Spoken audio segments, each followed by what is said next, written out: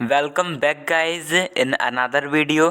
तो गाइज आज की इस वीडियो में हम आपको आप सभी कक्षा 10वीं के छात्रों को विषय हिंदी के मोस्ट आईएमपी क्वेश्चन देना प्रोवाइड करना स्टार्ट करेंगे।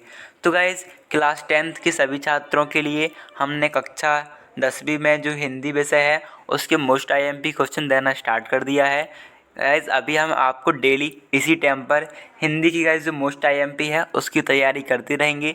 सो गाइज आप सभी को कॉपी पेन लेके अभी अभी इस वीडियो के साथ नोट करना स्टार्ट हो जाना है और सारी खरी तैयारी करना भी है।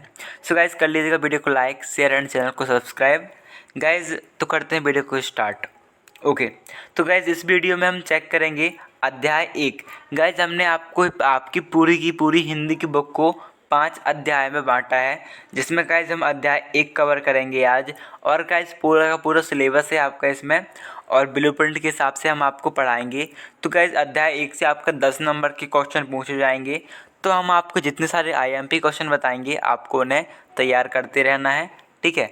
तो गाइज आपका अध्याय 1 का जो हम पढ़ाएंगे आज आईएमपी क्वेश्चन देखेंगे, उसका टॉपिक है हिंदी पद्य साहित्य का इतिहास।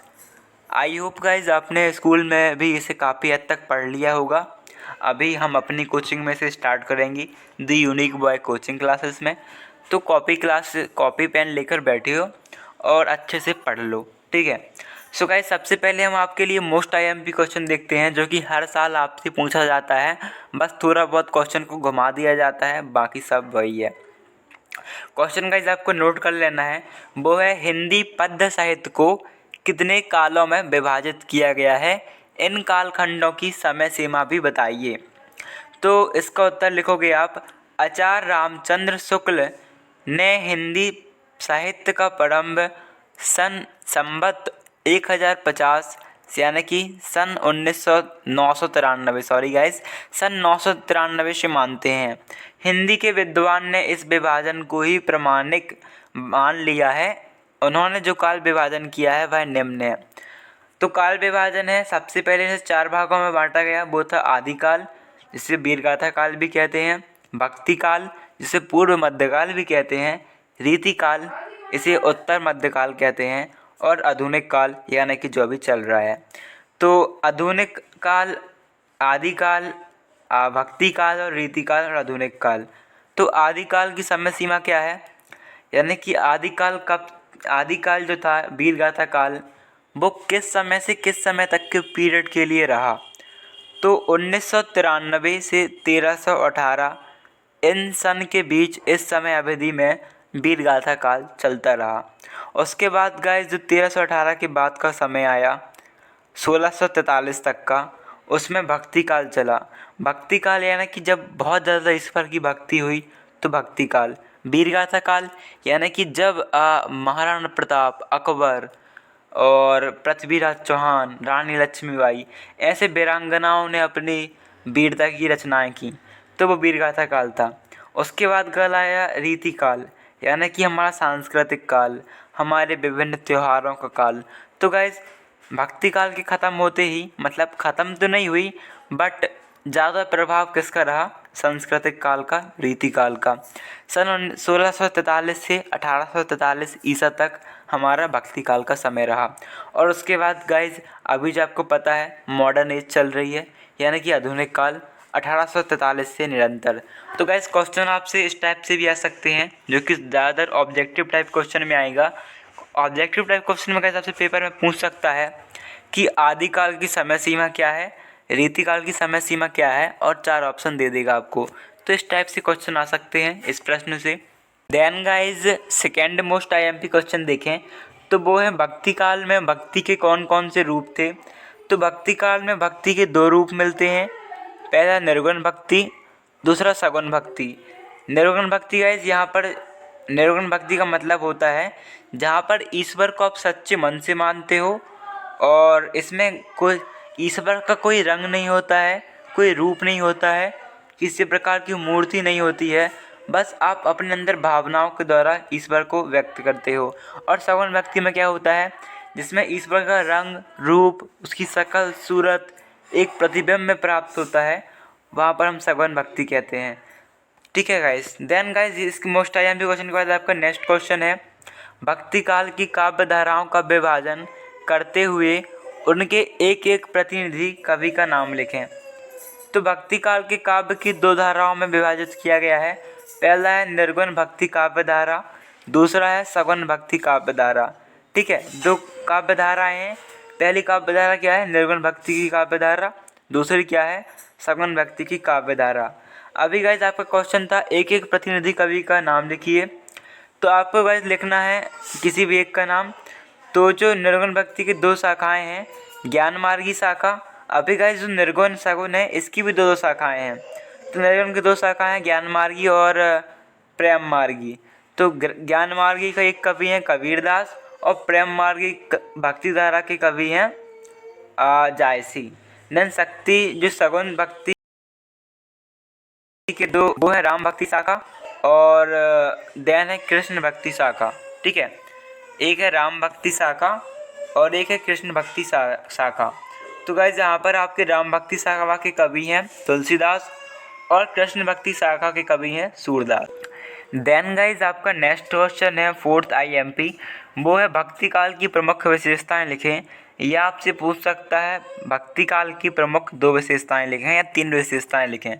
तो गाइज कुछ इस टाइप से हैं इसकी विशेषताएं, आपको नोट डाउन कर लेना है।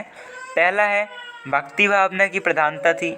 अभी गाइज भक्ति काल है तो भक्ति भावना की प्रधानता तो होगी ही। सेकेंड विशेषता है किसी भी राजा के दरबार में आश्रय प्राप्त ना करना। इसका मतलब गाइस जो भक्ति काल में कवि होते थे वो राजा के दरबार में अपनी भक्ति प्रदर्शित नहीं करते थे, वहाँ पर अपने जो भजन कीर्तन है वो नहीं करते थे, बल्कि वो मंदिर में आश्रय लेते थे और मंदिर में ही भजन कीर्तन करते थे।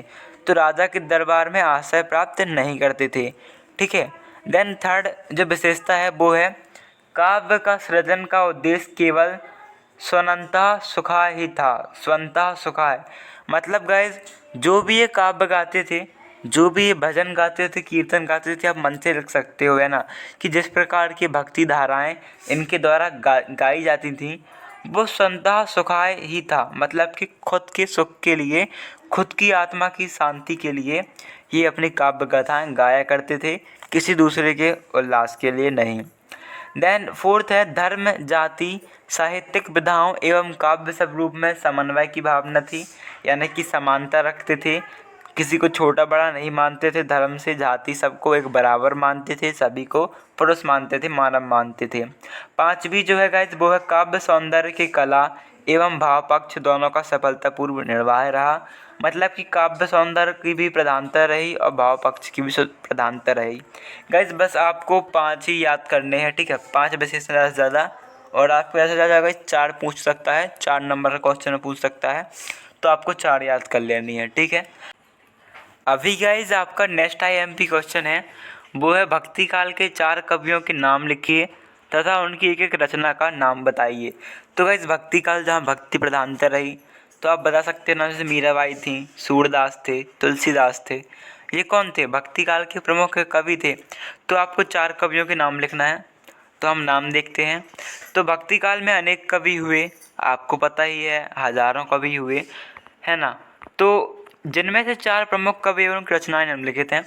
पहले कवि हैं गाइस यहाँ पर हमारे, वो हैं सूरदास जी। तो सूरदास जी एक महान भक्तिकालीन कवि थे जिनकी रचना है सूरसागर। ठीक है, देन एक महान भक्ति काल के कवि हैं तुलसीदास जिनकी रचना है रामचरितमानस। उसके बाद गाइस हम देखें नेक्स्ट कवि, तो गाइस आपके 3rd नंबर के कवि रहेंगे कबीरदास जिनकी रचना है बीजक। और गाइस यहाँ पर 4th हैं आपके 4th कवि मलिक मोहम्मद जायसी जिनकी रचना है पद्मावत। उसके बाद गाइस नेक्स्ट आईएमपी क्वेश्चन देखें तो क्वेश्चन नंबर 6 है आपका भक्ति काल को किन्हीं साहित्य को हिंदी साहित्य का स्वर्णयुग क्यों कहते हैं। सो गाइस सिंपली आप इस जो पैराग्राफ को पॉज करके लिख सकते हो। भक्ति काल में तुलसी, सूरदास, मीराबाई आदि महान विभूतियों का आविर्भाव हुआ, यानी कि इनकी उपलब्धि रही। इनकी अमृत वाणी से जनसामान्य को अभूतपूर्ण शांति तथा सुख का अनुभव हुआ। इस काल का साहित्य अनुपम एवं आदर्श है। जिस युग में कबीर, जायसी, तुलसी, सूरज जैसे प्रसिद्ध कवियों और महात्माओं की अमृत वाणी उनके अंतःकरण से निकलकर देश के कोने कोने में फैली थी, उसे साहित्य के इतिहास में भक्ति काल कहते हैं। वह युग वास्तव में स्वर्ण युग के साहित्य के पूर्ण था, क्योंकि गाइस यहाँ पर महान कवि का जन्म हुआ, तुलसीदास, सूरदास, मीराबाई, और इन्होंने अपनी महान रचनाएं की और सारी की सारी पृथ्वी को आनंद सुखमय किया। इस कारण गाइस इसे स्वर्ण युग कहा जाता है। या फिर आप बस इतना लिख सकते हो कि तुलसीदास, कबीरदास, मीराबाई आदि महान विभूतियों का जन्म हुआ, इस कारण इसे स्वर्ण युग कहते हैं। ठीक है। सो गाइस नेक्स्ट क्वेश्चन है, वो है निर्गुण भक्ति काव्य की प्रमुख विशेषताएं बताएं।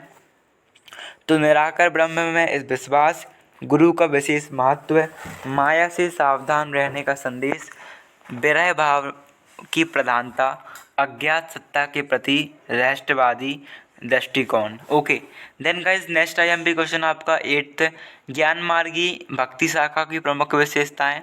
तो ज्ञान मार्गी की गाइज लगभग सेम ही है निर्गुण से। पहली आप देख सकते हो, निराकार ब्रह्म में विश्वास था, गुरु के महत्व का बखान यानी कि गुरु के महत्व का गुणगान, अंधविश्वास तथा आडंबरों का विरोध, हिंदू मुस्लिम एकता पर बल। बस आपको 4 याद कर लेने हैं। देन प्रेम मार्गी भक्ति शाखा की प्रमुख विशेषताएं।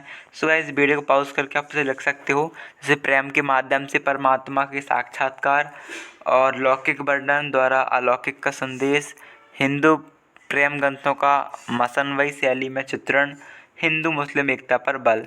इसमें भी गाइस आपको 4 पॉइंट याद कर लेना है। देन कृष्ण भक्ति काव्य की प्रमुख विशेषताओं का उल्लेख।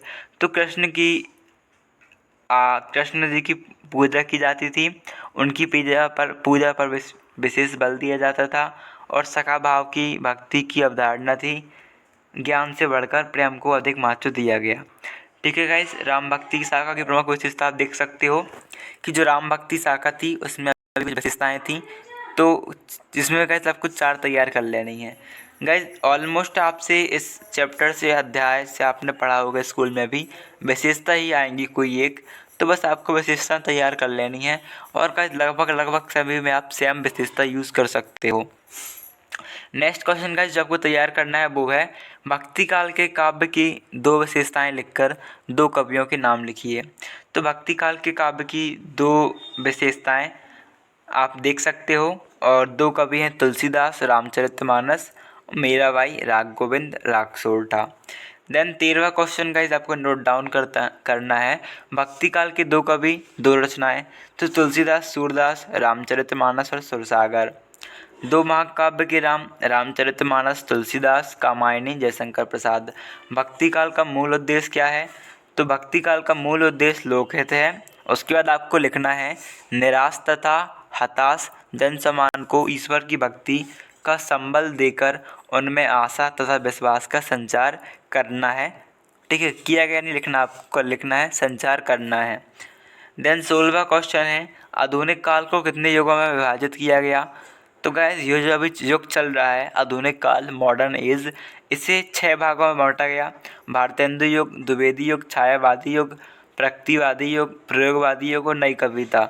और इसकी टाइमिंग और प्रमुख कवि आप देख के नोट कर सकते हो और याद कर लीजिएगा।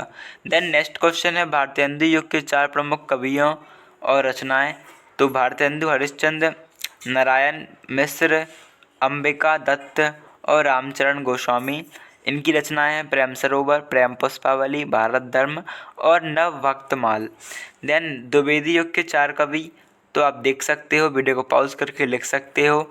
आपको चारों की याद करने होंगे, 2 की मतलब 2 की आईएमपी हैं, चारों के लिए तैयार करना आपको 2 जो कि मोस्ट आईएमपी हैं, ज़्यादातर पूछे जाते हैं, आपको इनकी याद करना है। ठीक है, भारतेंदु और द्विवेदी युग। देन गाइस छायावादी काव्य की प्रमुख विशेषताएं बताइए।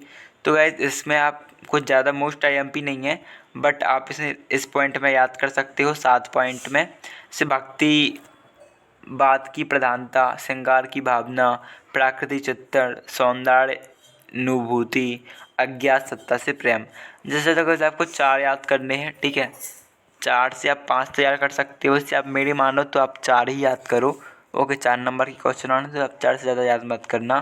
देन छायावादी 4 प्रमुख कवि, तो छायावाद में ज़्यादा आईएमपी नहीं है, छोड़ दो इसे आप। व्यक्तिवाद की प्रमुख विशेषताएं, देन 4 व्यक्तिवादी कवि और उनकी एक रचना। गाइज ये भी मोस्ट आईएमपी है, तो आप इसे ज़रूर तैयार करें, ठीक है। देन प्रयोगवाद कवि की विशेषताएं संक्षिप्त में बताइए। तो गाइज ये कुछ 23 क्वेश्चन थे जो कि मोस्ट आईएमपी थे हमारे चैप्टर 1 में। सो गाइज ये सीरीज़ का पार्ट 1 था। जल्दी हम आपको class 10th Hindi most IMP question के अध्याय 5 तक के सारे के सारे पार्ट प्रोवाइड कर देंगे इसी टाइम में डेली। सो गाइज वीडियो को लाइक, शेयर एंड चैनल को सब्सक्राइब कर लीजिएगा। पीडीएफ पाने के लिए टेलीग्राम ग्रुप को जरूर ज्वाइन कीजिएगा। And thanks for watching guys.